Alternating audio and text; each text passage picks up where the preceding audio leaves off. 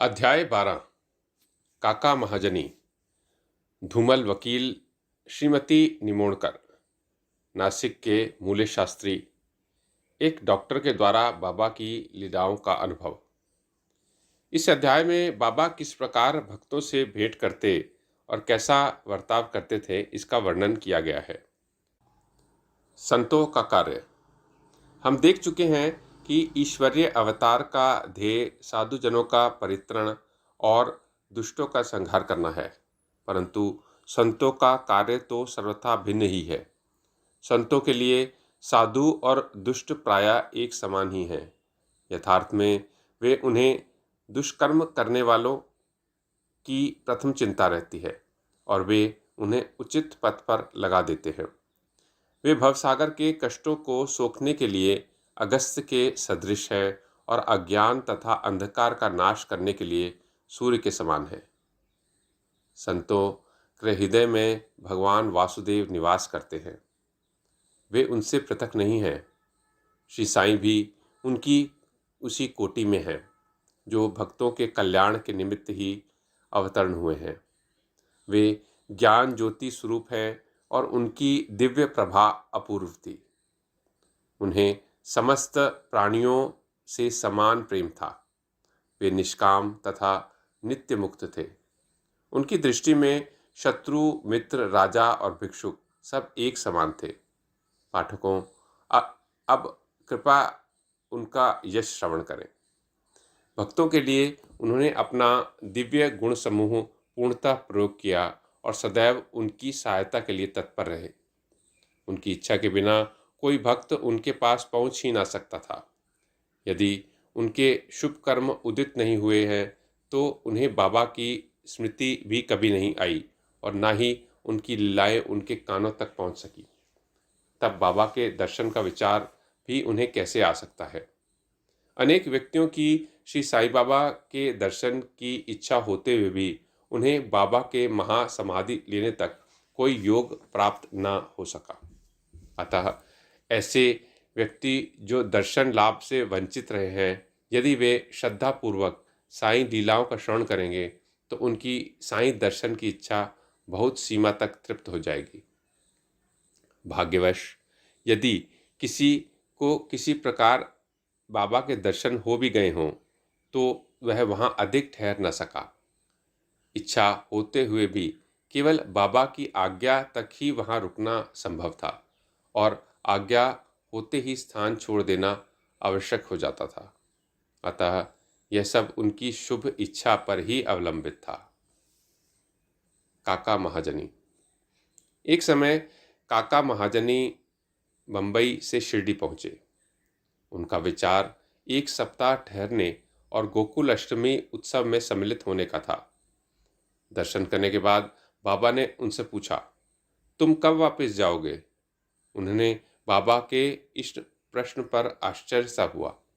उत्तर देना तो आवश्यक ही था, इसलिए उन्होंने कहा, जब बाबा आज्ञा दें। बाबा ने अगले दिन जाने को कहा। बाबा के शब्द कानून थे, जिनका पालन करना नितांत आवश्यक था। काका महाजनी ने तुरंत ही प्रस्थान किया। जब वे बंबई में अपने ऑफिस में पहुंचे तो उन्होंने अपने सेठ को अति उत्सुकतापूर्वक प्रतीक्षा करते पाया। मुनीम के अचानक ही अस्वस्थ हो जाने के कारण काका की उपस्थिति अनिवार्य हो गई थी। सेठ ने शिरडी को जो पत्र काका के लिए भेजा था, वह बंबई के पते पर उनको वापस लौटा दिया गया। भाऊ साहब धूमल। अब एक विपरीत कथा सुनिए। एक बार भाऊ साहब धूमल एक मुकदमे के संबंध में निफाड़ के न्यायालय को जा रहे थे। मार्ग में वे शिरडी उतरे। उन्होंने बाबा के दर्शन किए और तत्काल ही निफाड़ को प्रस्थान करने लगे, परंतु बाबा की स्वीकृति प्राप्त न हुई। उन्होंने उन्हें शिरडी में एक सप्ताह और रोक लिया। इसी बीच में निफाड़ के न्यायाधीश उदर पीड़ा से ग्रस्त हो गए। इस कारण उनका मुकदमा किसी अगले दिन के लिए बढ़ाया गया। एक सप्ताह बाद भाऊ साहब को लौटने की अनुमति मिली। इस मामले की सुनवाई कई महीनों तक और 4 न्यायाधीशों के पास हुई। धूमल ने मुकदमे में सफलता प्राप्त की और उनका मुवक्किल मामले में बरी हो गया। श्रीमती निमोणकर। श्री नाना साहब निमोणकर, जो निमोण के निवासी और अवैतनीय न्यायाधीश थे, शिरडी में अपनी पत्नी के साथ ठहरे हुए थे। निमोणकर तथा उनकी पत्नी बहुत सा समय बाबा की सेवा और उनकी संगति में व्यतीत किया करते थे। एक बार ऐसा प्रसंग आया कि उनका पुत्र बेलापुर में रोग से पीड़ित हो गया। तब उनकी माता ने वहां जाकर अपने पुत्र और अन्य संबंधियों से मिलने तथा कुछ समय वहां व्यतीत करने का निश्चय किया, परंतु श्री नाना साहब ने दूसरे दिन ही उन्हें लौट आने को कहा। वे असमंजस में पड़ गईं कि अब क्या करना चाहिए, परंतु बाबा ने सहायता की। शिरडी से प्रस्थान करने से पूर्व वे बाबा के पास गई। बाबा साठेवाड़ा के समीप नाना साहेब और अन्य लोगों के साथ खड़े हुए थे। उन्होंने जाकर चरण वंदना की और प्रस्थान करने की अनुमति मांगी। बाबा ने उनसे कहा, शीघ्र जाओ, घबराओ नहीं।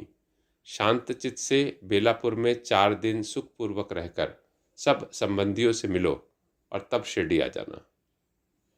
बाबा के शब्द कितने सामयिक थे। श्री निमोणकर की आज्ञा बाबा द्वारा रद्द हो गई। नासिक के मूले शास्त्री ज्योतिषी।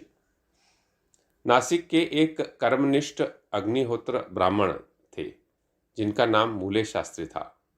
उन्होंने 6 शास्त्रों का अध्ययन किया था और ज्योतिष तथा सामुद्रिक शास्त्र में भी पारंगत थे।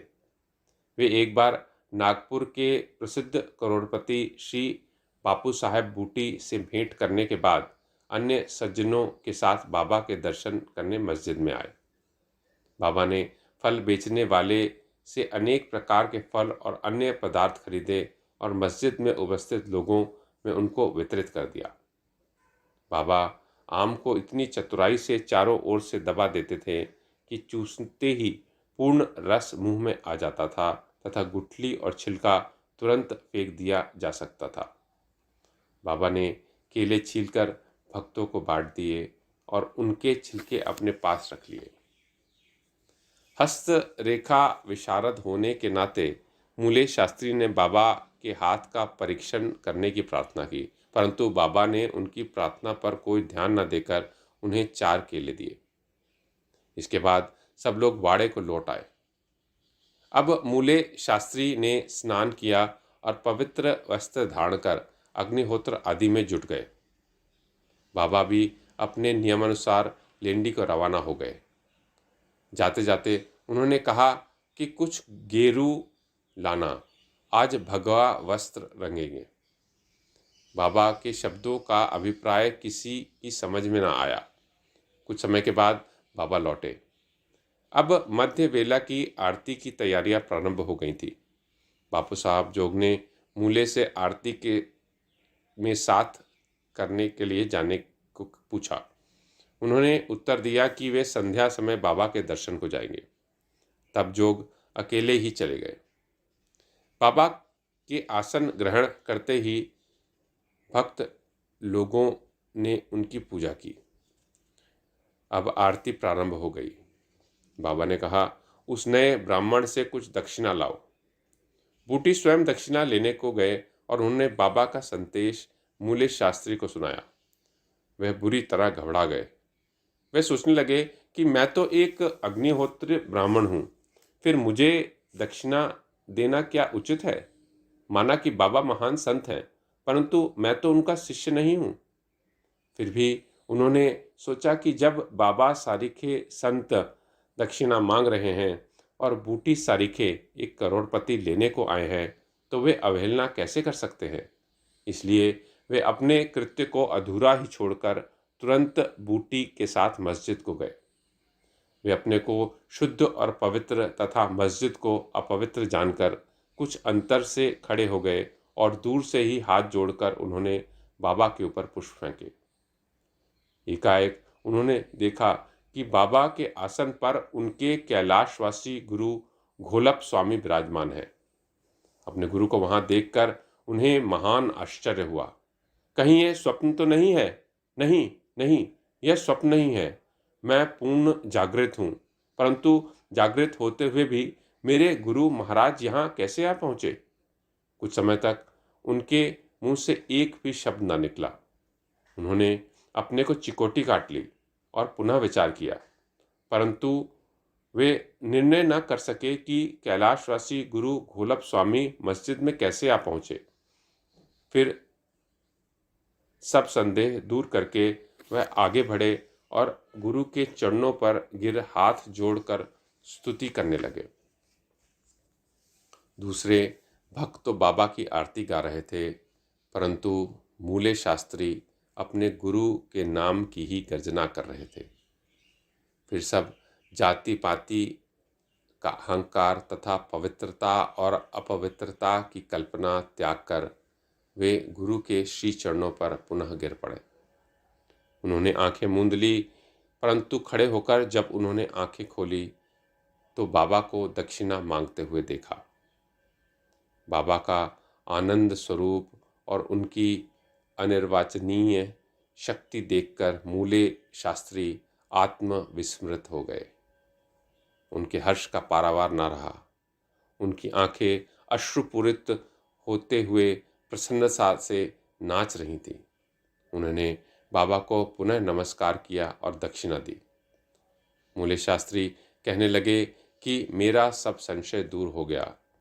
आज मुझे अपने गुरु के दर्शन हुए। बाबा की यह अद्भुत लीला देखकर सब भक्त और मूले शास्त्री द्रवित हो गए।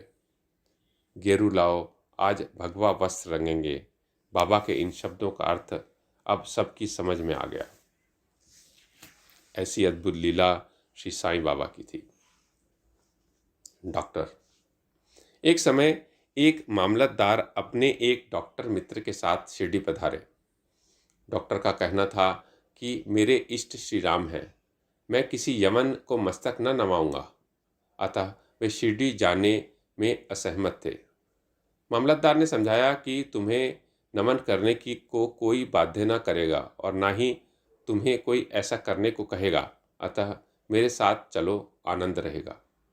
वे शिरडी पहुंचे और बाबा के दर्शन को गए, परंतु डॉक्टर को ही सबसे आगे जाते देख और बाबा की प्रथम चरण वंदना करते देख उनको बड़ा विस्मय हुआ। लोगों ने डॉक्टर से अपना निश्चय बदलने और इस भांति एक यवन को दंडवत करने का कारण पूछा। डॉक्टर ने बताया कि बाबा के स्थान पर उन्हें अपने प्रिय इष्ट देव के दर्शन हुए और इसीलिए उन्हें नमस्कार किया। जब वे ऐसा कह ही रहे थे तभी उन्हें साईं बाबा का रूप पुनः दिखने लगा। वे आश्चर्यचकित होकर बोले, क्या यह स्वप्न है? ये यवन कैसे हो सकते हैं? अरे अरे, यह तो पूर्ण योग अवतार है। दूसरे दिन से उन्होंने उपवास करना प्रारंभ कर दिया। उन्होंने प्रतिज्ञा की कि जब तक बाबा स्वयं बुलाकर आशीर्वाद नहीं देंगे तब तक मस्जिद में कदापि न जाऊंगा। इस प्रकार 3 दिन व्यतीत हो गए। चौथे दिन उनका एक इष्ट मित्र खानदेश से शिरडी आया। वे दोनों शिरडी में बाबा के दर्शन करने गए। नमस्कार होने के बाद बाबा ने डॉक्टर से पूछा, आपको बुलाने का कष्ट किसने किया? आप यहाँ कैसे पधारे? यह प्रश्न सुनकर डॉक्टर द्रवित हो गया और उसी रात्रि को बाबा ने उन पर कृपा की। डॉक्टर को निद्रा में ही परमानंद का अनुभव हुआ। वे अपने शहर को लौट आए तो भी उन्हें 15 दिन तक वैसा ही अनुभव होता रहा। इस प्रकार उनकी साई भक्ति कई गुना बढ़ गई। उपयुक्त कथाओं की शिक्षा विशेषता मूले शास्त्री की यही है कि हमें अपने गुरु में दृढ़ विश्वास होना चाहिए। अगले अध्याय में बाबा की अन्य लीलाओं का वर्णन होगा। श्री सद्गुरु साईनाथार्पणमस्तु। शुभम भवतु।